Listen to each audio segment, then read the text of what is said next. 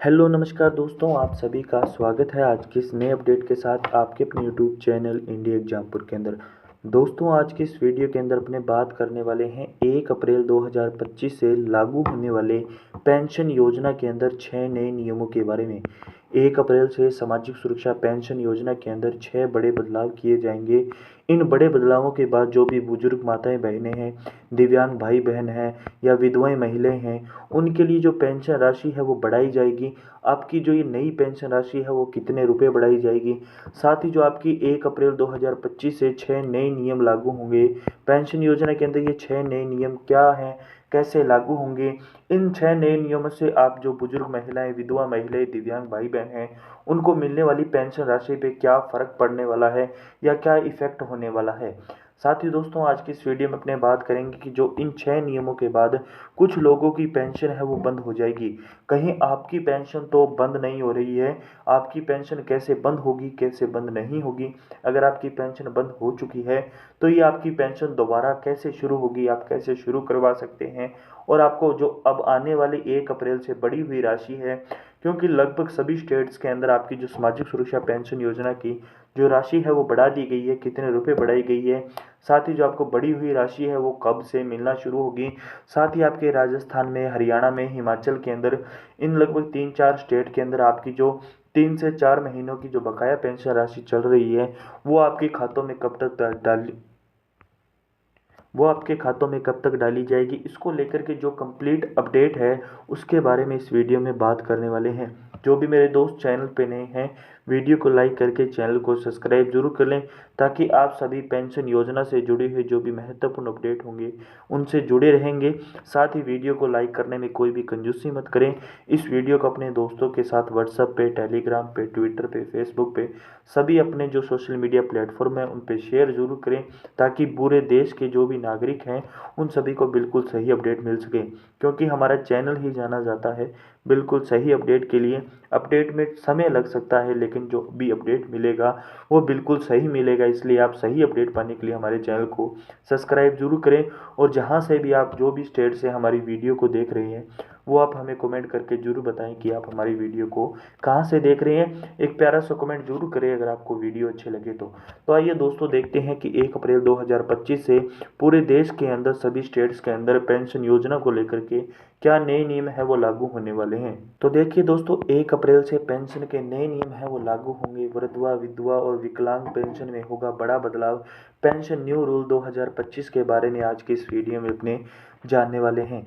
देखिए, भारत सरकार ने समाज के कमजोर वर्गों को आर्थिक सहायता प्रदान करने के लिए वृद्धवा, विधवा और विकलांग पेंशन योजना में महत्वपूर्ण है वो बदलाव किए हैं।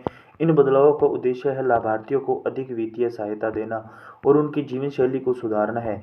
ये जो नई व्यवस्था 22 फरवरी 2025 से लागू हो चुकी है, जिसमें पेंशन राशि में वृद्धि को लेकर के यह जो डायरेक्ट आपकी बेनिफिट ट्रांसफर डीबीटी को अनिवार्य करना और पात्रता मानदंड में संशोधन है वो शामिल किए गए हैं।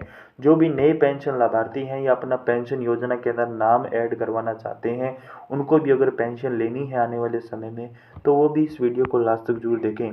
इन बदलाव में दोस्तों, वृद्ध हो चाहे विधवा महिलाएं हो या दिव्यांग व्यक्ति हो, लाभान्वित होंगे। सरकार ने पेंशन राशि को 3,000 से बढ़ा करके 10,000 तक बढ़ाया जाएगा। जी हाँ दोस्तों, 3,000 से लेकर के 10,000 के बीच आप सभी को जो आने वाले समय पर पेंशन राशि है वो दी जाएगी। जो भी लाभार्थी की श्रेणी होगी उनके अनुसार उनकी राशि है वो तय की जाएगी। इसके अलावा विधवाओं के पुनर्विवाह पर भी उनकी पेंशन बंद नहीं होगी। ये विधवा महिलाओं के लिए सबसे बड़ा अपडेट है कि उनकी आने वाले समय में अगर वो अपना विवाह दोबारा करवाते हैं तो जो उनको मिलने वाली विधवा पुनर्विवाह जो पेंशन है वो बंद नहीं होगी।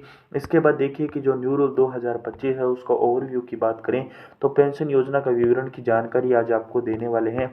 योजना का नाम है वृद्धजन, विधवा और विकलांग व्यक्ति की जो पेंशन योजना है। लागू तिथि आपकी 22 फरवरी 2025 है।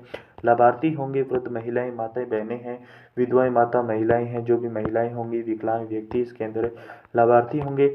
मासिक पेंशन होगी आपकी 3,000 रुपये से लेकर के 10,000 के बीच।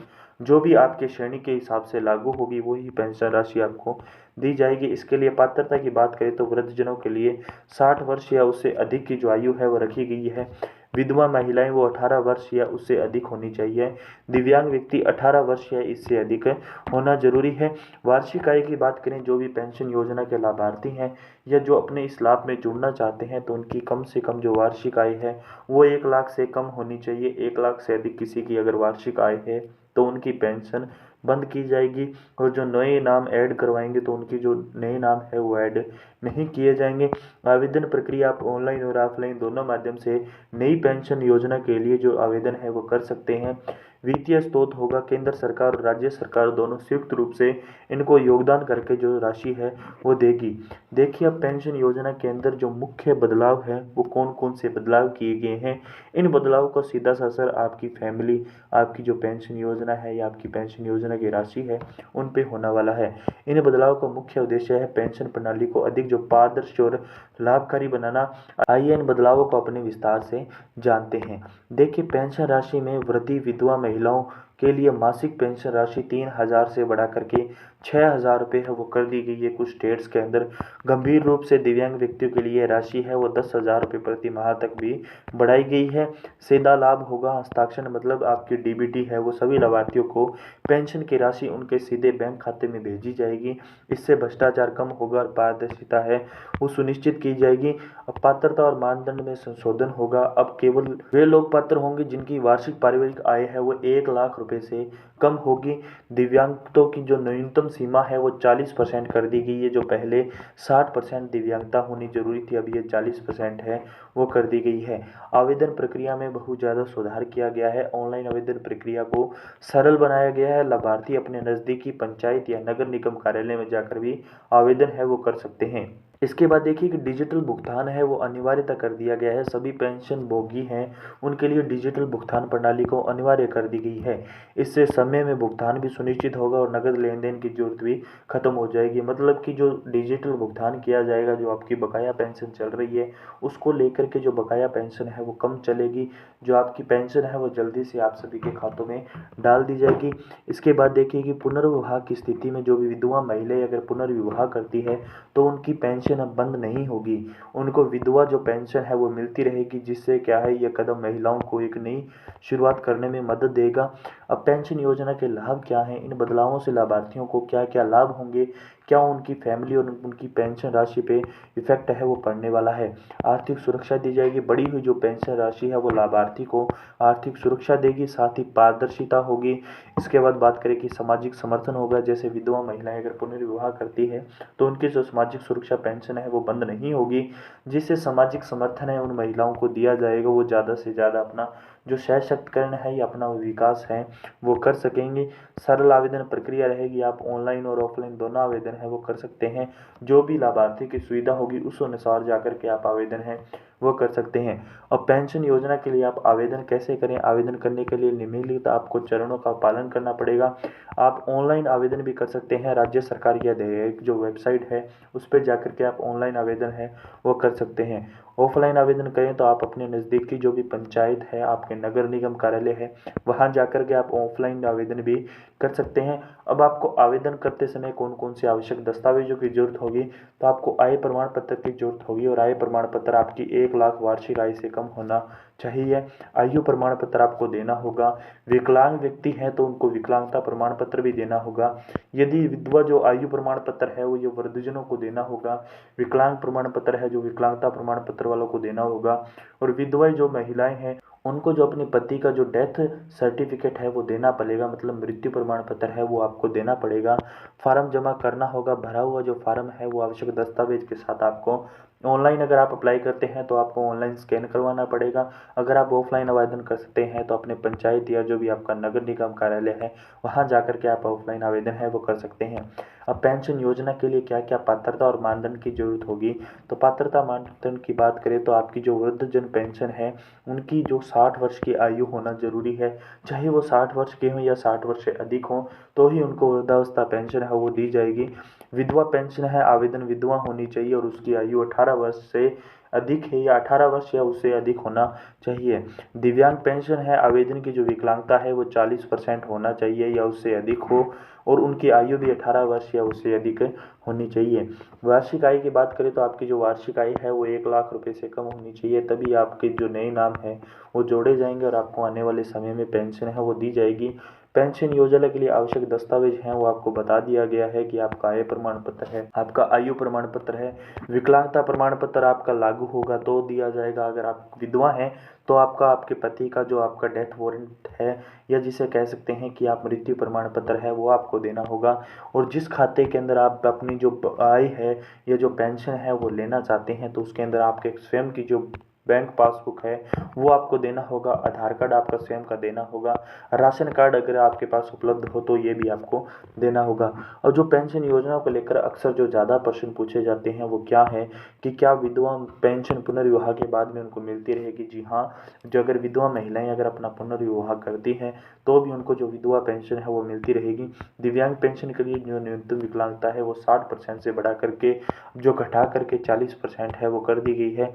क्या ऑनलाइन आवेदन संभव है? जी हाँ दोस्तों, आप ऑनलाइन और ऑफलाइन आवेदन है वो दोनों रूप से कर सकते हैं। अब इसके बाद बात करें कि जैसे राजस्थान के अंदर चलिए, हिमाचल के अंदर चलिए, हरियाणा के अंदर चलिए, लगभग 4 या 5 स्टेट के अंदर जो आपकी 3 से 4 महीनों की जो बकाया पेंशन राशि चल रही है वो आपके खाते में कब तक डाली जाएगी, तो उसकी बात करें तो आपकी 1 अप्रैल 2025 से आपकी जो बकाया पेंशन राशि है वो आपके खाते में आना शुरू हो जाएगी।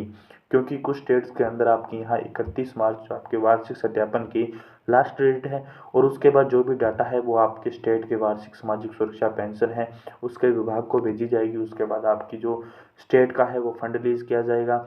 जैसे कुछ स्टेट के अंदर 31 मार्च से पहले पहले ही सभी के खातों में जो बकाया पेंशन राशि है वो डाल दी जाएगी। लेकिन जैसे राजस्थान की बात करें तो जो स्पेशल राजस्थान की बात करें तो आपके 31 मार्च के बाद ही आपकी जो बकाया पेंशन राशि है वो आपके खातों में डाली जाएगी।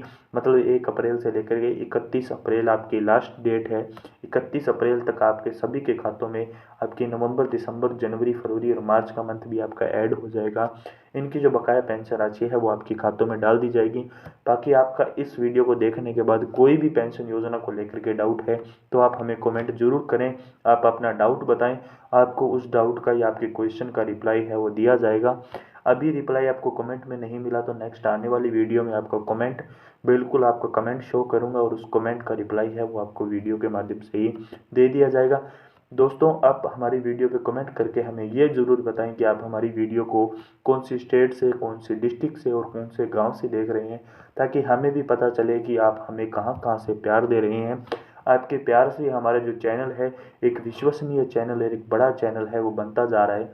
इसलिए आप हमारी वीडियो को लाइक करके चैनल को सब्सक्राइब जरूर करें, हमारे चैनल को प्यार दें, हमारे चैनल को सहयोग दें, ताकि आने वाले समय में जो भी अपडेट होगी वो आपको समय समय पे मिल सके। तो मिलते हैं दोस्तों इसी प्रकार अपने आने वाले एक नए अपडेट के साथ।